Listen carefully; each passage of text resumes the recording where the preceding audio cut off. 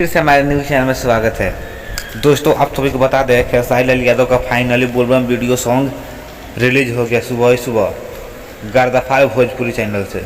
जी हाँ दोस्तों, एल्बम का नाम है गजेड़ी बलम। दोस्तों आप सभी को बता दें कि जाइए और खेसारी लाल यादव को प्यार दीजिए, क्योंकि कंपनी अभी नया है तो आप लोग प्यार दीजिएगा तो थोड़ा व्यूज आगे भागेगा। तो दोस्तों आप सभी को बता दें कि खेसारी लाल यादव और साथ में शिल्पी राज गाई है, गीत को लिखे हैं अखिलेश कश्यप। दोस्तों बता दूं बहुत मस्त वीडियो सॉन्ग है, गाना है गजेड़ी बलम। दोस्तों आप सभी बता दो अभी तक गाने को सुने नहीं है तो आप लोग जाइए यूट्यूब पर और सर्च कीजिए गर्दाफार भोजपुरी। दोस्तों अगर वीडियो नहीं मिलता है तो मैं आपको इस वीडियो के नीचे डिस्क्रिप्शन में लिंक दे दूंगा।